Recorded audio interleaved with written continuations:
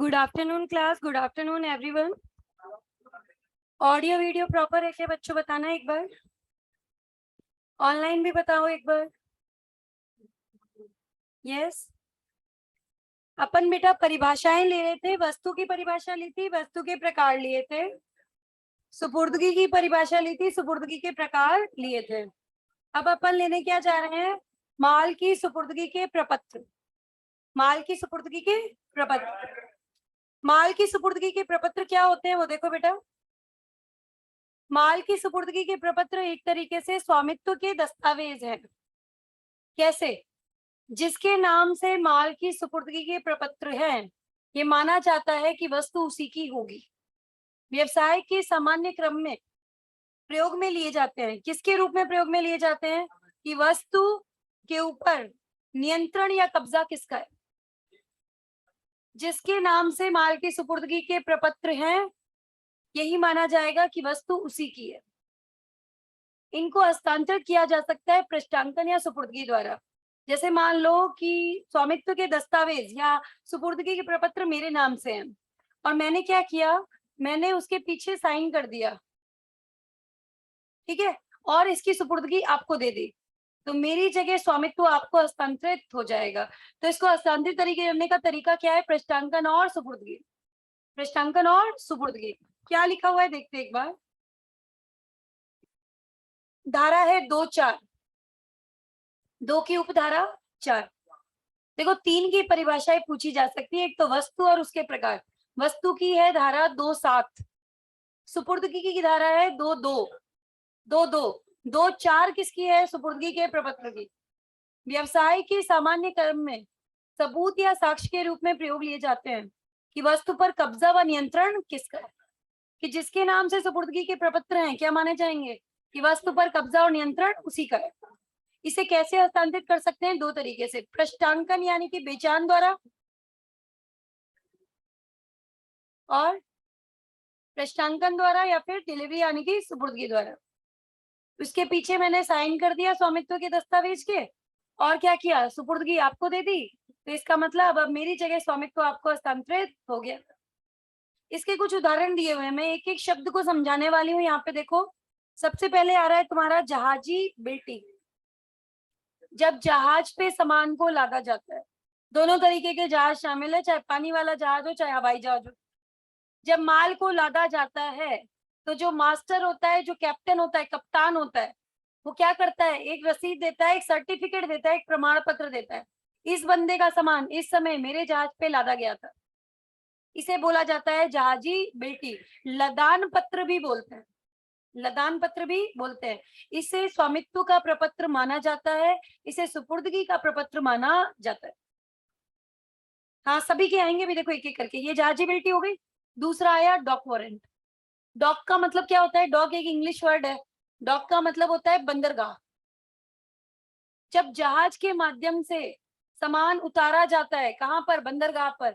तो जो बंदरगाह का स्वामी होता है वो भी एक प्रमाण पत्र देता है, इस बंदे का सामान इस समय मेरे बंदरगाह पे उतारा गया था। उसे भी आप क्या करते हो? सुपुर्दगी के प्रपत्र में लिया जाएगा। फिर आया गोदाम रक्षक का प्रमाण पत्र या गोदाम के स्वामी का प्रमाण पत्र। जब आप गुड्स की वेयर हाउसिंग कराते हो, गुड्स को गोदाम के अंदर स्टोर करवाते हो, तो उस समय जो गोदाम का स्वामी है वो भी एक प्रमाण पत्र देता है, इस बंदे का सामान इस समय मेरे गोदाम में स्टोर करवाया गया था। इसको भी सुपुर्दगी के प्रपत्र में लिया जाएगा। जहाजी घाट का प्रमाण पत्र। भाई हर बंदा इतना अमीर नहीं होता जिसका सामान जहाज के माध्यम से कहां पर आए? बंदरगाह पे। कुछ छोटे लेवल के व्यापारी भी होते हैं बेटा, जिनका सामान नाव के माध्यम से आता है घाटों पर। तो जब घाट पे सामान आता है तो घाटपाल भी एक प्रमाण पत्र देता है, इस बंदे का सामान इस समय मेरे घाट पे उतारा गया था। इसे भी किसमें लिया जाएगा? सुपुर्दगी के प्रपत्र में लिया जाएगा। तो जहाजी घाट का प्रमाण पत्र या घाटपाल का प्रमाण पत्र। रेलवे बिल्टी। मालगाड़ी के थ्रू सामान भेजा जाता है एक जगह से दूसरी जगह, तो वो रेलवे वाले भी एक रसीद या सर्टिफिकेट देते हैं, इस बंदे का सामान हम यहाँ से यहाँ लेके जा रहे हैं। जहाजी बिल्टी बोलते हैं उसको, सॉरी रेलवे बिल्टी बोलते हैं उसको। ये भी क्या होती है? तुम्हारी सुपुर्दगी के प्रपत्र में ली जाती है। फिर आया वारंट, यानी कि वारंट अपना देखो, मतलब किसी भी केयर टेकर द्वारा दिया गया कोई भी प्रमाण पत्र, उसको हम यहाँ पे ले लेंगे। विविध परिवहन वाले जो देते हैं वो सारे प्रपत्र इसके अंदर शामिल हैं। जैसे मान लो आपने बस के थ्रू सामान भेजा, जी अपनी बसेस चलती है, कल्पना ट्रेवल की, चावला ट्रेवल्स की। तो एक बंदा सपोज करो रहता है पदमपुर में, उसको सामान भेजना है जयपुर में, तो वो क्या करते हैं, पार्सल लगा देते हैं उन बस वालों के साथ। तो होता क्या है, जब बस पहुंच जाती है अपने डेस्टिनेशन पे तो फोन आ जाता है, आपका सामान आ गया, आप कलेक्ट कर लो। ठीक है, तो ये जो बस वाले हैं ये भी एक प्रमाण पत्र देते हैं, उसको भी सुपुर्दगी के प्रपत्र में लिया जाएगा। माल की सुपुर्दगी का आदेश, ऑनलाइन सामान मंगाते हैं तो आप कभी देखना, अगर मैं मान कर रही हूँ क्या कि आपने पेमेंट पहले से कर दिया, तो ऑनलाइन जब भी अपन सामान मंगाते हैं तो उसके ऊपर शिपमेंट की डिटेल लिख के आती है, नहीं लिख के आती, इस बंदे का सामान यहाँ से यहाँ तक लेके जा रहे हैं, तो ये क्या है आपका, ये भी सुपुर्दगी का प्रपत्र माना जाता है। तो ये सब उदाहरण है किसके, सुपुर्दगी के प्रपत्र के उदाहरण है। इसके अंदर दो अपवाद लिखे मैंने, इन दो को सुपुर्दगी का प्रपत्र या अधिकार का प्रपत्र नहीं माना जाएगा। पहला है कप्तान की रसीद, जब माल को जहाज पे लादा जाता है, चाहे हवाई जहाज हो चाहे पानी का जहाज हो, तो जो मास्टर होता है, जो कप्तान होता है, दो रसीदें बनाता है। एक तो होती है कच्ची रसीद, जिसे कप्तान की रसीद या मिलान की रसीद कहा जाता है। ये सिर्फ इनके खुद के इंटरनल पर्पस के लिए होती है। ये सिर्फ एक तरीके की अभिस्वीकृति है कि माल हमें प्राप्त हो गया, यह माल की स्वीकृति की अभिस्वीकृति है, मतलब माल की प्राप्ति की स्वीकृति मात्र है। ठीक है, इसे स्वामित्व के प्रपत्र में नहीं लेते। दूसरी वो फाइनल प्रमाण पत्र बनाता है, उसको क्या बोलते हैं, जहाजी बिल्टी, उसको हम सुपुर्दगी के प्रपत्र में लेते हैं। तो कप्तान की रसीद को क्यों नहीं लेते, माल की प्राप्ति हेतु स्वीकृति मात्र है, सिर्फ एक तरीके का संकेत है कि ये गुण समय प्राप्त हो गए। कच्ची रसीद है ये, पक्की रसीद बनती है वो कौन सी होती है, जहाजी बिल्टी। तो जहाजी बिल्टी को तो सुपुर्दगी के प्रपत्र में लेते हैं, परंतु कप्तान की रसीद को नहीं लेते। एक आ रहा है अंश प्रमाण पत्र, शेयर सर्टिफिकेट। आजकल तो बेटा आते ही नहीं है, आजकल आपके शेयर्स होते हैं डीमेट में, ऑनलाइन होते हैं ना, डिपॉजिटरी के पास, एनएसडीएल और सीडीएसएल इनके पास होते हैं। तो भाई अंश प्रमाण पत्र पहले आया करते थे जब फिजिकल शेयर्स हुआ करते थे, तो उसमें क्या लिखा होता था कि ये मेंबर है, इसका ये लेजर फेलियर नंबर है, इस कंपनी के इसके पास इतने अंश हैं और फुल्ली पेड अप है या पार्टली पेड अप है, उसकी डिटेल होती थी। तो ये अधिकार दर्शाने वाला प्रपत्र है, ये बताता था कि इस बंदे के पास इस कंपनी के इतने अंश हैं, परंतु ये अधिकार का प्रपत्र नहीं है, सुपुर्दगी का प्रपत्र नहीं है। क्यों नहीं है, सुपुर्दगी के प्रपत्र की आपने एक विशेषता पढ़ी थी कि अगर इस पे प्रश्नांकन कर दिया जाए बेचान और इसकी क्या दे दी जाए, सुपुर्दगी, तो ये क्या हो जाता है, हस्तांतरित हो जाता है। याद आ रहा है, अगर मान लो अंश प्रमाण पत्र बेटा मेरे नाम से है और मैंने क्या किया, उसके पीछे साइन कर दिया और उसकी सुपुर्दगी आपको दे दी, तो क्या मेरी जगह आप शेयर होल्डर बन जाओगे क्या, नहीं बनोगे।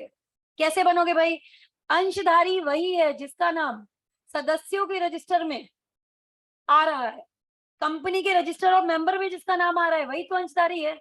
अगर मैंने अपने शेयर सर्टिफिकेट के पीछे साइन कर दिया और उसकी सुपुर्दगी आपको दे दी, तो आप मेरी जगह अंशधारी नहीं बन पाओगे। इसी वजह से अपवाद में गया। यह अधिकार दर्शाने वाला दस्तावेज है, अधिकार का दस्तावेज नहीं है, सुपुर्दगी का प्रपत्र नहीं है। क्यों, इसे पृष्ठांकन या सुपुर्दगी द्वारा हस्तांतरित नहीं किया जा सकता। आप देखो पूरी धारा रिवाइज करवा रही हूँ, धारा है 2(4), व्यवसाय के सामान्य क्रम में सबूत के रूप में प्रयोग लिए जाते हैं कि वस्तु पर कब्जा व नियंत्रण किसका है, जिसके नाम से सुपुर्दगी के प्रपत्र वस्तु उसकी मानी जाती है। इसको कैसे अपन हस्तांतरित कर सकते हैं, पृष्ठांकन एवं सुपुर्दगी द्वारा। कुछ उसके हमने उदाहरण पढ़े, जहाजीबिलिटी, डॉक वारंट, बंदरगाह के स्वामी का प्रमाण पत्र जिसको हमने बोला था, सुपुर्दगी का आदेश, ठीक है, रेलवे बिल्टी, ये सब पढ़ा हमने। उसके बाद में हमने पढ़ा इसके दो अपवाद। पहला अपवाद, कप्तान की रसीद माल की अभिस्वीकृति मात्र है, इसको हम अधिकार का प्रपत्र या सुपुर्दगी का प्रपत्र नहीं मानते।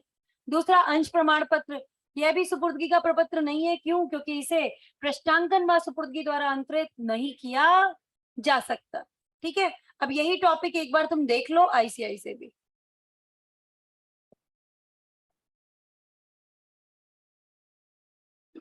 बाकी आप पीडीएफ से तैयार कर लो तो बेटर है, मैं एक बार यहाँ से करवा तो देती हूँ थोड़ा सा। देखो पहले इन्होंने क्या दिए, खूब सारे उदाहरण, ये सारे उदाहरण हमने पढ़े थे।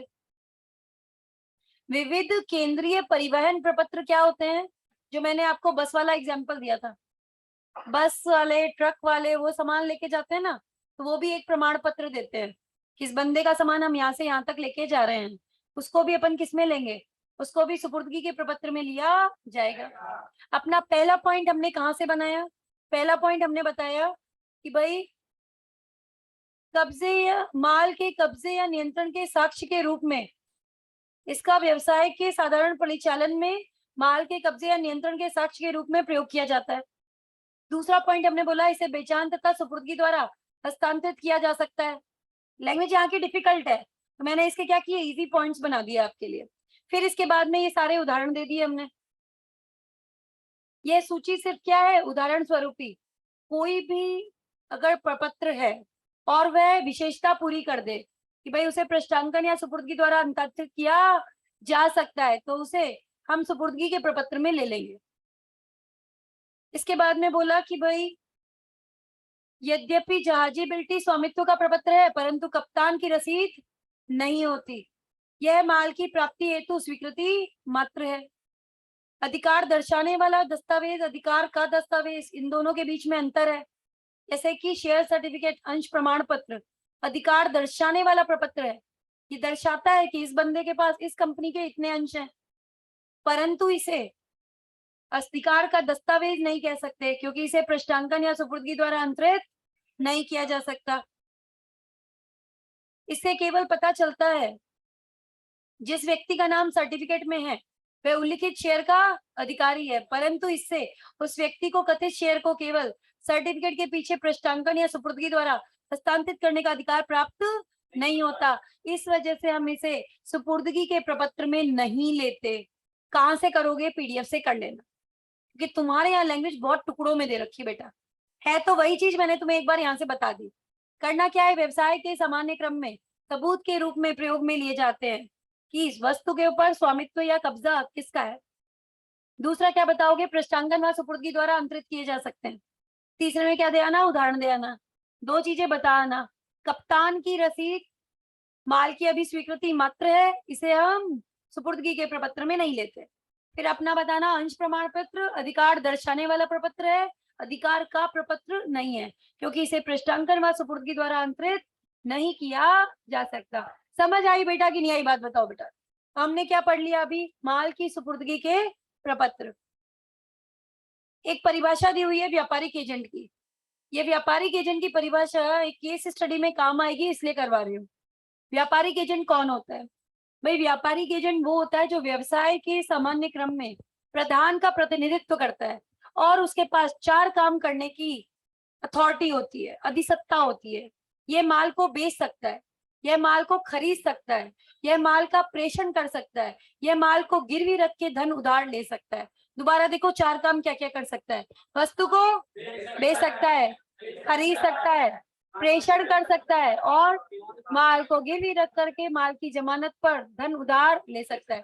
अब पढ़ के देखो, एक एजेंट को व्यापार के सामान्य व्यवहार में माल को बेचने का अधिकार है, माल को बेचने के लिए भेजने का अधिकार है, प्रेषण हो गया ये, अथवा माल को जमानत पर प्रबंध करने का अधिकार प्राप्त होगा। कंप्लीट नहीं है, आप ऐड करना इसके अंदर।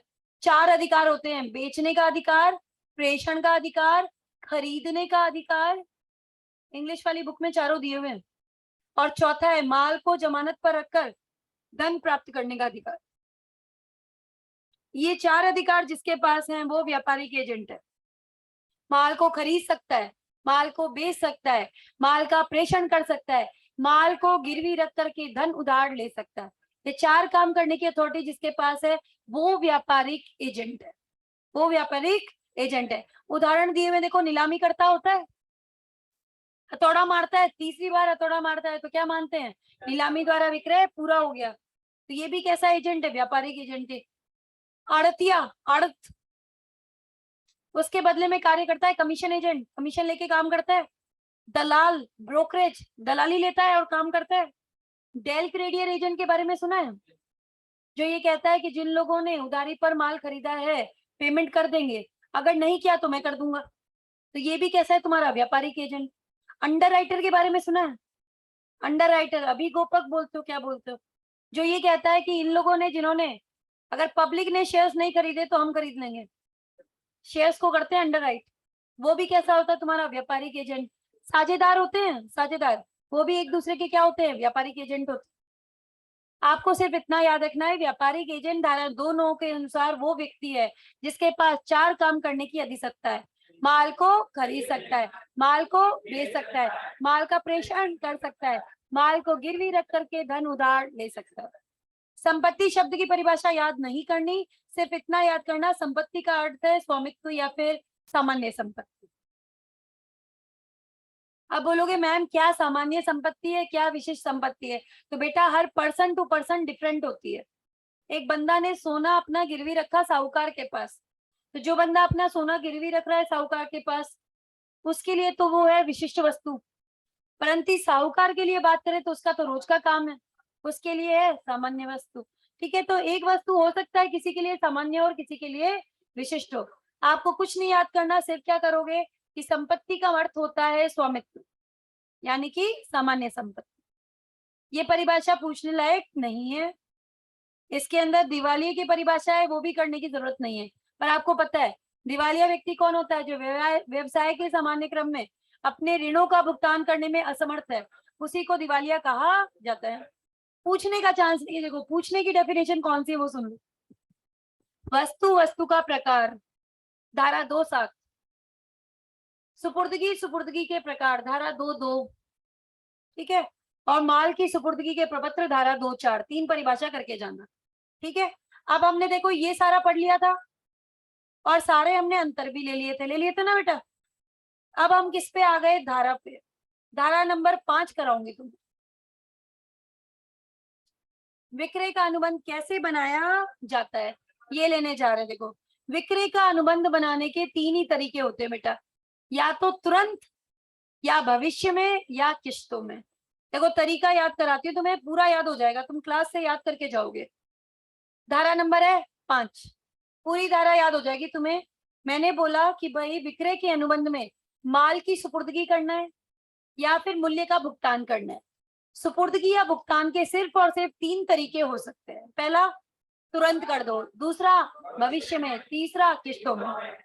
अब बोलोगे मैम आईसीआई ने 6 पॉइंट बनाए हैं, हम अभी अभी 6 पॉइंट बनाने वाले हैं।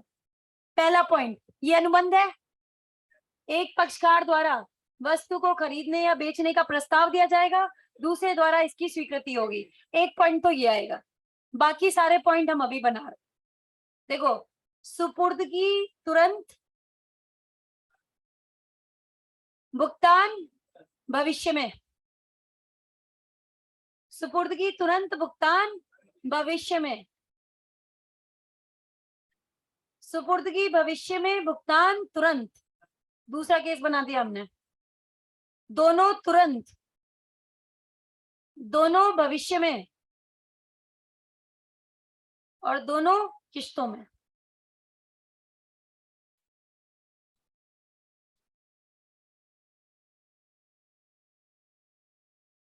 देखो अपन अभी बनाते हैं 6 पॉइंट। देखो पहला पॉइंट, यह भी एक अनुबंध है, एक पक्षकार द्वारा वस्तु को बेचने या खरीदने का प्रस्ताव दिया जाएगा, दूसरे द्वारा उसकी स्वीकृति।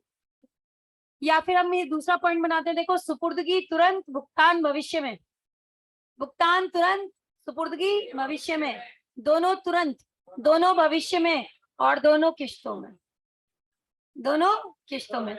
ठीक है, तो ये चीज हमारे पॉइंट मिलेंगे, हमें ये 6 पॉइंट मिलने वाले हैं हमारी आईसीआई में। अब देखो कैसे लेनी है धारा, एक बार देखते हैं। धारा नंबर चल रही है 5, कहां से लोगे, समीक्षा से। विक्रय का अनुबंध निम्नलिखित में से किसी भी तरीके द्वारा किया जा सकता है। पहला, विक्रय का अनुबंध है ना, तो मूल्य के लिए माल के क्रय या विक्रय हेतु एक पक्षकार क्या देगा, प्रस्ताव, और दूसरा पक्षकार इसकी क्या करेगा, स्वीकृति। यही था। दूसरा, माल की तुरंत सुपुर्दगी, आगे ऐड करो, परंतु भुगतान भविष्य में। भी आपको समझ में आ जाएगा मैंने क्यों लिखवाया।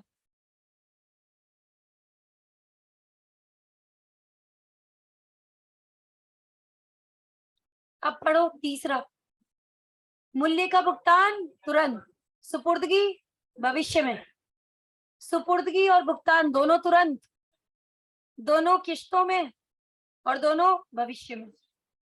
पॉइंट बन गए कि नहीं बने बताओ। हमने देखो दोबारा से बताती हूँ, हमने क्या पढ़ी, धारा नंबर 5।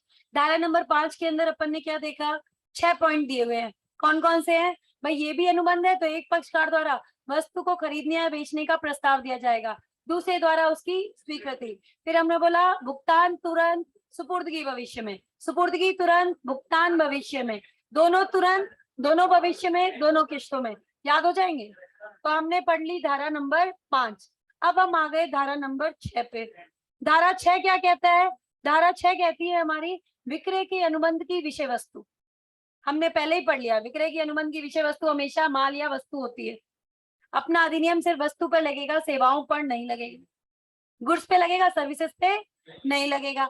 तो अब पहले पॉइंट में तो बात करेंगे, देखो विक्रय के अनुबंध की विषय वस्तु माल होती है, और माल विद्यमान माल भी हो सकता है, भावी माल भी हो सकता है। अब देखो संयोगिक